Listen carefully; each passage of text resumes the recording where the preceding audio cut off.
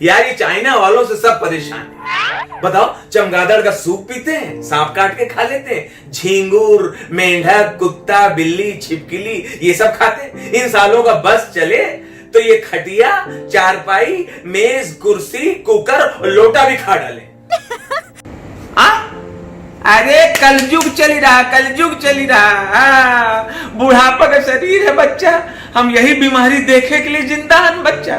उठा बैठा मुश्किल कर दी है, को हाथ खासो ना, को हाथ छीको ना।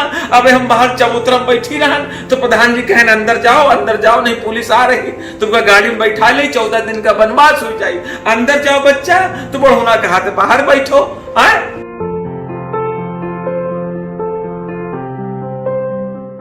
मशहूर कॉमेडियन राजू श्रीवास्तव ने इस दुनिया को हमेशा हमेशा के लिए अलविदा कह दिया।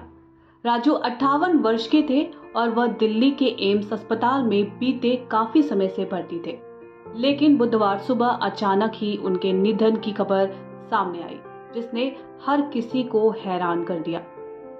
उनके परिवार ने कॉमेडियन के निधन की खबर की पुष्टि की है।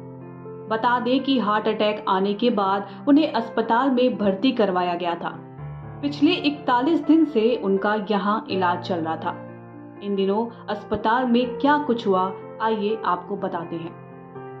राजू श्रीवास्तव को 10 अगस्त की सुबह जिम में एक्सरसाइज करने के कुछ समय बाद ही हार्ट अटैक आया था, जिसके बाद उन्हें दिल्ली के एम्स में भर्ती कराया गया था। इस दौरान डॉक्टर्स की एक पूरी टीम राजू श्रीवास्तव को अपनी निगरानी में लिए हुए थी। सबसे पहले उनके सिर का सीटी स्कैन कराया गया, जिससे पता चला कि उनके दिमाग के एक हिस्से में सूजन है। इसके बाद से ही कॉमेडियन वेंटिलेटर पर थे। हालांकि इस बीच उनकी तबीयत में ज्यादा सुधार की कोई जानकारी सामने नहीं आ रही थी, जिस वजह से तमाम फैंस उनके ठीक होने की दुआ कर रहे थे। 15 दिन बाद जानकारी मिली थी कि उन्होंने अपना एक पैर मोड़ा था, लेकिन उन्हें होश नहीं आया और उनका ब्रेन भी रिस्पॉन्स नहीं कर रहा था। यही वजह थी कि डॉक्टर्स के लिए उनकी स्थिति परेशानी का विषय बनी हुई थी। राजू श्रीवास्तव के निजी सचिव गर्वित नारंग ने बताया था कि राजू श्रीवास्तव को आज 15 दिन बाद होश आया था। एम्स दिल्ली में डॉक्टरों द्वारा उनकी निगरानी की जा रही थी। उनके स्वास्थ्य की स्थिति में सुधार हो रहा था। उनके निजी सचिव ने यह भी जानकारी देते हुए बताया था कि राजू श्रीवास्तव को सुबह 8:10 पर होश आ गया। इसके बाद 9 बजे डॉक्टर्स की टीम ने राजू की कंडीशन को भी चेक किया। हालांकि इस बीच कई ऐसी रिपोर्ट सामने आई जिसमें दावा किया गया कि डॉक्टर्स ने राजू श्रीवास्तव को वेंटिलेटर से हटाने का विचार किया था, लेकिन वह ऐसा नहीं कर पाए।